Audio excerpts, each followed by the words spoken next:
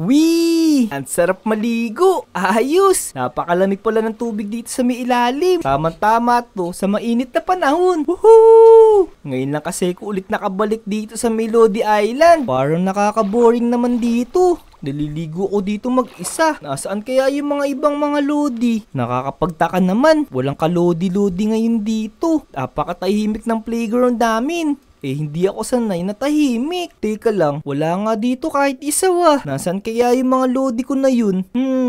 Baka mayroon na silang bagong playground dito.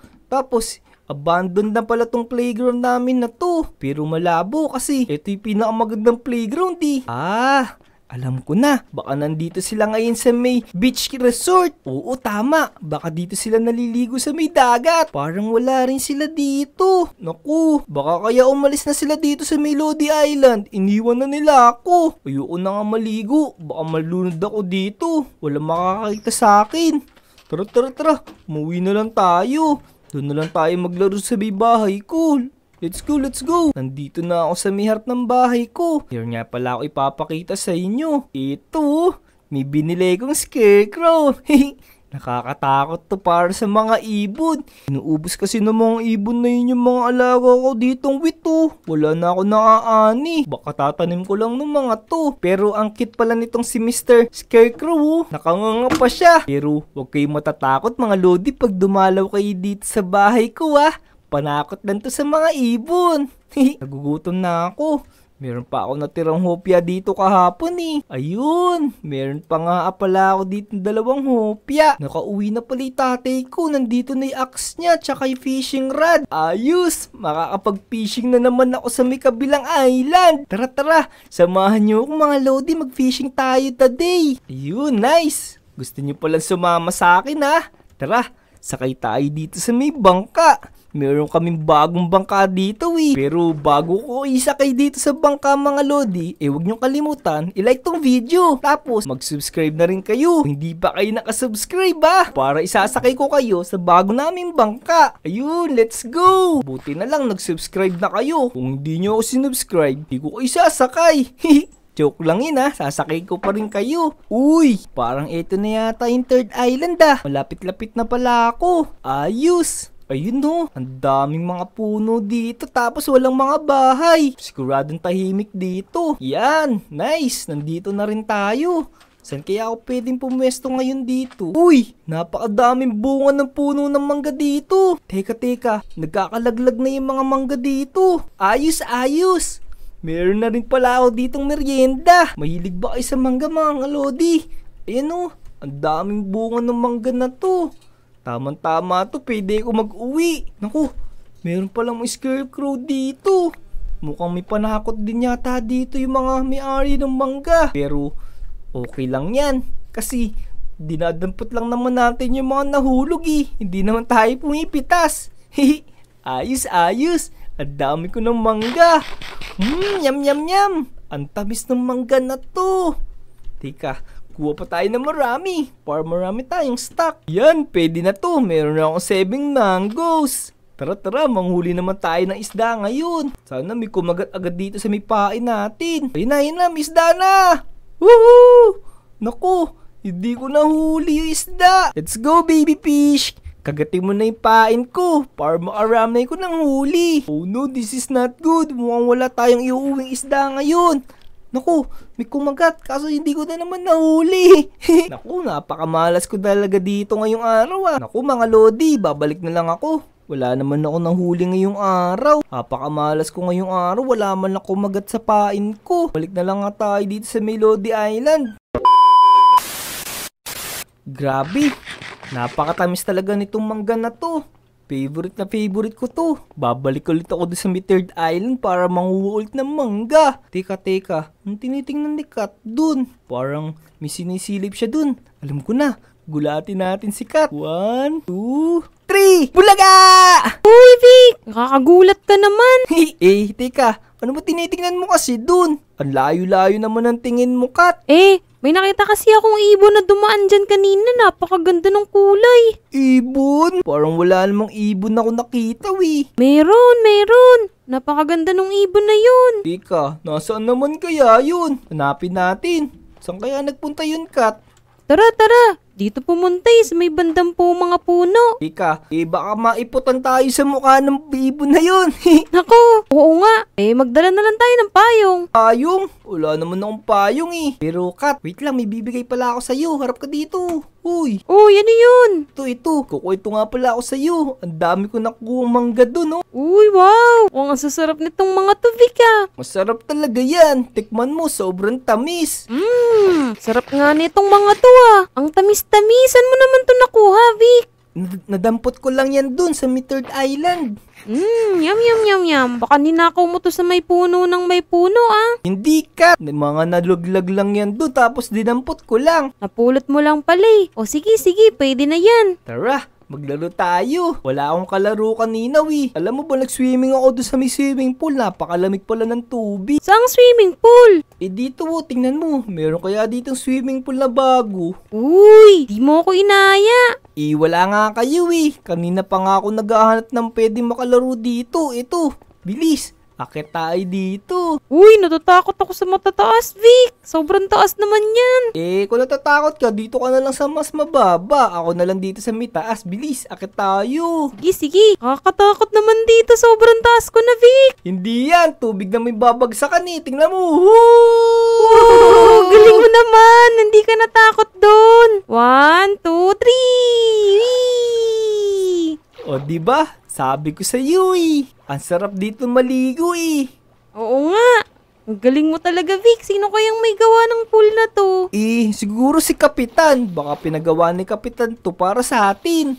Bait talaga ni Kapitan. Parang humihilab yung tiyan ko Naku. Ba't naman humihilab yung tiyan mo, Kat? Umahon ka na kaya dyan. Baka mapoops ka pa dyan sa may swimming pool. Magdiya ka pa magkalat. Parang sumakit yata yung tiyan ko dahil dun sa mangga. Hindi sa mangga yan Ang dami-dami ko na nakain. Tsaka ba't naman hindi sumasakit yung tiyan ko? Saan naman kaya galing yung sakit ng tiyan ko na to? Ewan ko. Sige na, umuwi ka na muna. Magpoops ka muna sa inyo. Baka mapoops ka dito. Sige, Vic. Ingat ka dyan, Kamusta na kaya si Kat? Sumasakit pa kaya yung tiyan niya? Hindi na niya ako binalikan doon sa may playground. Punta tayo dito sa may bahay niya. Katukin natin si Kat. Tao po! Kat! Uy, Vic! Si Kat yun Nasaan kaya siya? Baka nandito siya sa may second floor ng bahay niya. Vic, pasok ka na. Di ako makatayo Naku, di raw siya makatayo. Baka kaya napilay na siya. Naku, ba't siya nakahiga dito? Kat, ba't ka nakahiga? Sobrang sakit kasi ng tiyan ko. Oh no, this is not good. Sobrang sakit ba? Oo, sobrang sakit. Naku. Mukhang kailangan mo na yata pumunta ng ospital. Tara, sasamahan kita sa ospital. Hindi nga ako makatayo Malapit lang naman yung ospital Saglit lang tayo dun. Sige na nga, tara na nga, Vic. Samahan mo ako Ito, Kat, bilisan mo. Nandito na tayo sa ospital. Mag-check up ka na rin ngayon ng doktor. Oo nga, sige, tara, Vic. Punta na tayo, pasok na tayo sa loob. Parang walang katao-tao ngayon, Kat. Sakto yan, para maasikaso na nila ako kaagad. Ibig sabihin, parang walang mga nurse ngayon, tsaka doktor. Oh no, paano ako gagaling nito? Tika, tingnan niya natin dito. Tao po. Naku, walang tao. Tingnan natin dito sa may taas. Baka nandito sila. Oh no, wala rin tao dito. Tingnan mo. Dito rin sa may kabila. Tsaka pa dito. Naku, oo nga. Wala ngang katao-tao sa ospital na to. Naku po. Ano ko yung pwede natin gawin?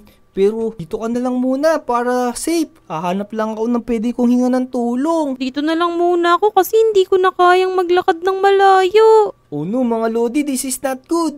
Mukhang kailangan na magamot ni Kat. Sobrang sakit na yata ng tiyan niya. Wala pang doktor dito ngayon. Alam ko na. Puntahan natin si Mang Kepwing. Manghingi tayo ng tulong kay Mang Kepwing.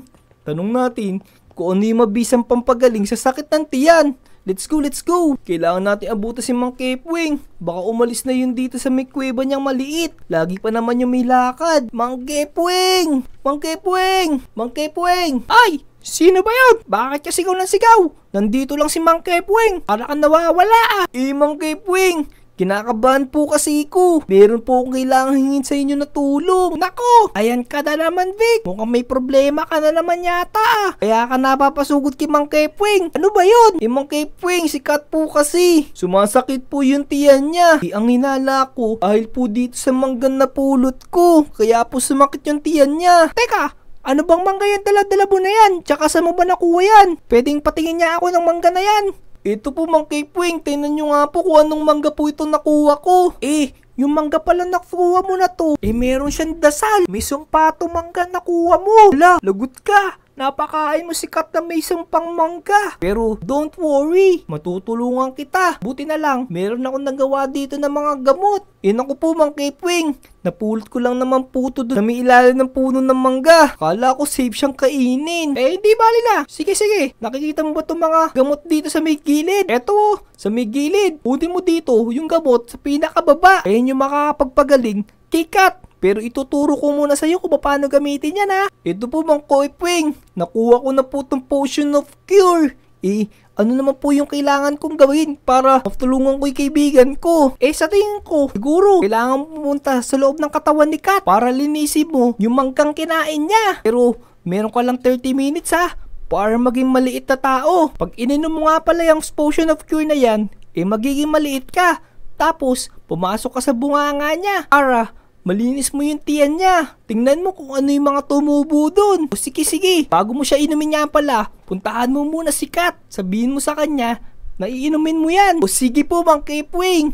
Pupuntahan ko na po si Kat. Maraming salamat sa iyo Mang Kepwing. Babalik na lang po ako dyan pag napagaling ko na siya. Wait niyo po ako Mang Kepwing ha. Kat, nandito na ako. Meron na akong pang tulong sa iyo para gumaling ka. Naku, parang di na yata ito gumagalaw at tirik na yata yung mata. Uy, Vic, gumagalaw pa din ako, no? Pero masakit pa din talaga yung tiyan ko. Ito na yung gamot, tingnan mo, hawak ko na. Saan naman galing yung gamot na yan, Vic? Mang Kepwing, sabi nga pala na sa akin, magiging maliit daw ako. Tapos, para daw gumaling ka ng tuluyan, kailangan pumasok sa katawan mo para malinis ko yung effect ng mangga. May lason pala tong mangga na to. Oo, ikaw talaga binigyan mo pa ako ng may lason na mangga. Pero okay lang, sige. Tulungan mo na ako para gumaling na ako. Sige, iinumin ko na to. Ayan na, mukhang tumatalab na yata tong potion na to. Uy, bumubula ka na. Anong nangyayari sa'yo? Naku, lumiit na ako, Kat. Ito na ako, tingnan mo, sobrang liit ko na. Nakikita mo ba ako? Uy, oo nga, lumiit ka na, no? Sige, ito na ako. Papasok na ako sa loob ng katawan mo, ha? Sige. Dito na yata ako sa loob ng katawan ni Kat. Teka. Meron tumubong pinto dito sa loob ng katawan niya. Vic, naririnig mo ba ako? Mukhang naririnig tayo ni Kat mula doon sa milabas ng katawan niya. Tara, bilisan na natin siyang tulungan. Pumasok na tayo dito, let's go. Meron dito mga zombie. Oh no, this is not good. May mga zombie pala dito sa loob ng katawan ni Kat. Mukhang ito yung mga zombie bacteria. Kaya siguro sumasakit yung tiyan niya. Naku po, anong gagawin natin dito? Pukin natin sa ulo itong mga zombie na to.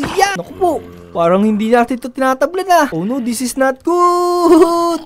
Kailangan natin makahanap dito ng pwede nating talo sa mga zombie na to. Uy, ito, meron dito ng chest. Ano kaya laman ng chest na to?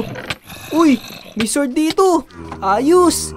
Pwede natin gamitin itong sword na to para patayin itong mga bacteria zombie na to. Umalis kayo sa katawan ni Kat.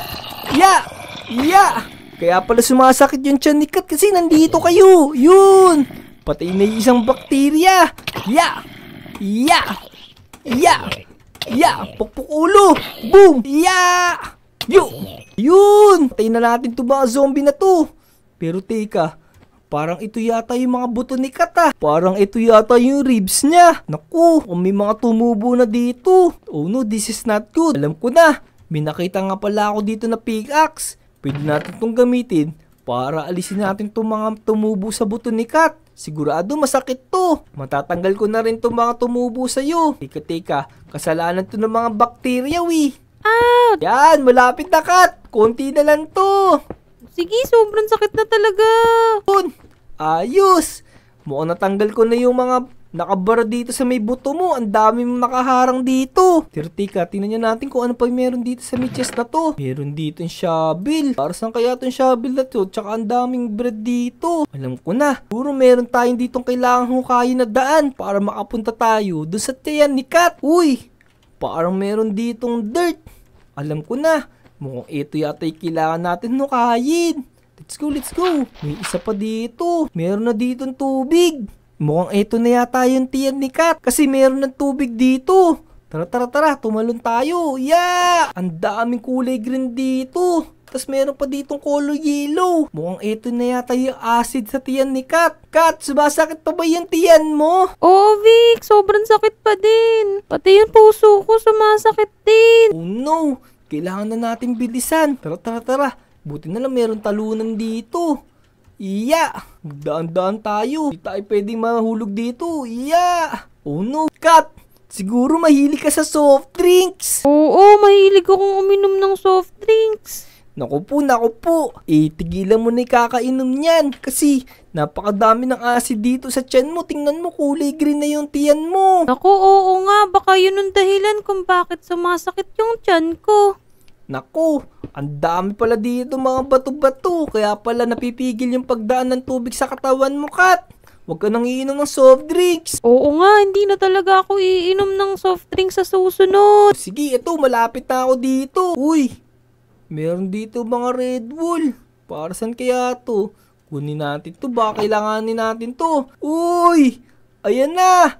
Tumutuloy na yung mga tubig sa katawan mo. Ayan na, sigurado ko. Matutunawan ka na nito. Uy, oo nga. Unti-unti nang nawawala yung sakit ng tiyan ko, Vic. Ito na pala yung puso mo. Mukhang broken pa yata yung puso mo kaya masakit eh. Teka. Aayusin ko na to O sige, Vic. O sige, ayusin na natin yung puso ni Kat. Let's go. Tanggalin na natin itong mga to.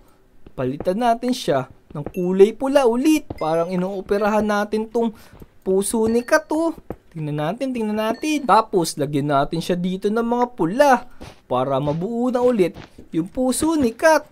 Naging bato na kasi yung puso niya. Ayan, okay na. Buo na ulit yung puso mo, Kat. Uy, oo nga. Hindi na masakit yung dip-dip ko. Ayos.